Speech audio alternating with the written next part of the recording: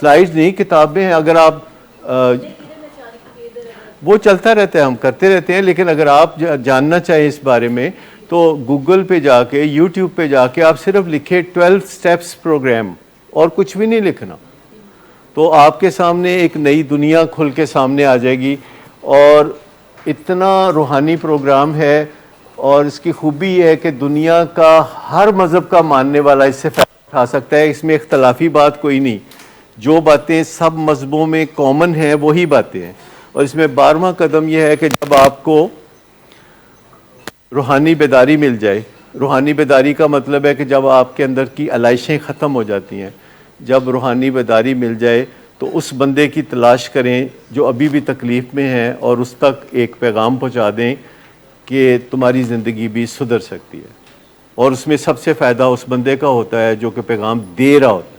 جو پیغام لے رہا ہوتا ہے اس کی قسمت کا معاملہ ہے کہ اللہ اس کو فائدہ دیتا ہے کہ نہیں, پر جو پیغام دے رہا ہوتا ہے اس کو دیر اینڈ دین اس کا فائدہ پہنچ جاتا ہے. تو یہ 12 قدموں کا پروگرام ہے جو کہ آپ کو اندر سے دھو دیتا ہے.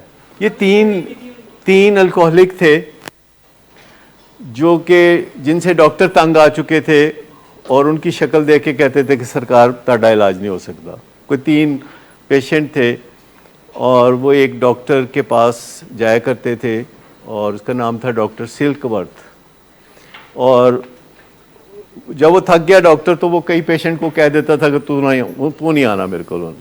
ٹھیک, تو یہ جو 3 کنڈیمڈ تھے, ایک اس میں پراپرٹی ڈیلر تھا, ایک ڈاکٹر تھا, یہ کوئی اور تھا. تو یہ تینوں پھر آپس میں ایک دن بہت بری حالت میں کسی گارڈن میں پڑے ہوئے تھے. تو وہاں انہوں نے سوچا کہ ہم اگر ایک دوسرے کی مدد کریں تو کیسا ہے. اور پھر انہوں نے روحانی بیداری کے ایک میں حصہ لینا شروع کیا. وہ ایک گروپ تھا جسے آکسفورڈ گروپ کہتے ہیں. آکسفورڈ گروپ ان لوگوں کا گروپ تھا جو کہ آکسفورڈ یونیورسٹی سے فارغ التحصیل تھے. تو انہوں نے اپنا ایک گروپ بنایا ہوا تھا, جیسے لاہور میں راوین کا گروپ ہے, تو وہ بنایا ہوا تھا. تو یہ وہاں گئے تو انہوں نے کہا نہیں تسی نہیں اندر جا سکتے, تسی باہر بیٹھو, تسی آکسفورڈ دے نہیں. کہتے جی باہر جتیاں چ بہ سکنے ہو. انہوں نے کہا ہاں باہر بہ جاؤ, جتھے مرضی بہ جاؤ. اور وہ اندر کی باتیں باہر سنتے تھے, اور وہاں سے انہوں نے یہ 12 قدموں کا پروگرام بنایا, خود فلاح پائی. لیکن میں آپ کو بتاؤں کہ وہ کہتے ہیں کہ جب زمانہ آپ کو دھو دیتا ہے نشے کی وجہ سے, کیونکہ جب بندہ نشہ کرتا ہے تو زمانہ بہت دھوتا ہے, یہ محاورہ سمجھتے ہیں نا دھوتا. جب آپ کو کوئی زمانہ باہر سے دھوتا ہے تو پھر آپ اپنے آپ کو اندر سے دھوتے ہیں, تو پھر یہ مسئلہ حل ہوتا ہے. ادروائز یہ چلتا رہتا ہے. اگر جب تک باہر سے دھلائی نہیں ہوگی تو اندر کی صفائی کا بھی خیال نہیں آئے گا, جسے ہم کہتے ہیں انیبلنگ مت کرو. اس کو جب نشہ کرتا ہے تو اس کے نتائج بھگتنے دو. یہ کبھی ہو نہیں سکتا کہ جس سے آپ کو محبت ہو ماں کے طور پر, اس کو بیٹے کے طور پر آپ سے محبت نہ ہو, یہ ہو نہیں سکتا.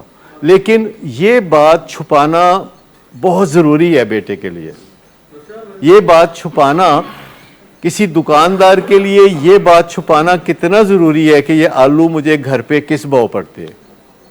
کبھی کو بتاتا ہے؟ نہیں بتاتا نا. تو پھر آپ کو یہ توقع نہیں رکھنی چاہیے کہ آپ کا بیٹا آپ کو بتائے کہ وہ بھی آپ سے محبت کرتا ہے. لیکن میں آپ کو لکھ کے دے دیتا ہوں کہ اگر آپ اپنے بیٹے سے محبت کرتے ہیں, یہ ان رشتوں کی بات کر رہا ہوں جو اللہ نے بنائے, جنہیں آپ توڑ ہی نہیں سکتے, خونی رشتے. یہ بھی بات اپنی جگہ ٹھیک ہے, لیکن محبت کرنے والا کام نہیں ہے یہ. اس سے پہلے کہ ہمیں پتہ چلے یہ ہو جاتی ہے. ایتے کتاباں تھلے ڈگن نا, پوڑیاں اتر دیا تے کوئی چک کے پھڑا دے تے اینے چی ہو جاتا.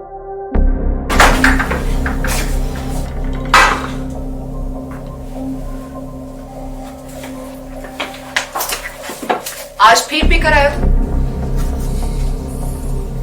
میرا نہیں تو ان بچوں کا ہی خیال کر لو. بند کرو تم اپنی بکواس. لیکن تم اپنی گھٹیار کو تو سے باز مت آنا. تم ہو ہی گھٹیا انسان. تم ہوتی کون ہو مجھے روکنے والی؟ تمہارے باپ کے مال کی پیتا ہوں کیا؟ شراب نوشی کی وجہ کردار کی خرابی نہیں, موڈ کی خرابی ہے. शराब नोशी कभी भी नशे की बीमारी में बदल सकती है। नशे की बीमारी हर स्टेज पर काबिले इलाज है। मदद हासिल कीजिए, क्योंकि वो ऐसा नहीं करेगा। विलिंग वेज से मदद हासिल कीजिए, कहीं से भी मदद हासिल कीजिए, लेकिन फौरी मदद हासिल कीजिए। जिस मुआवजे के इंतजार में आपने बहुत देर कर दी, अब वो दस्तक दे रहा है। मदद हासिल कीजिए, मदद हासिल कीजिए, मदद हासिल कीजिए।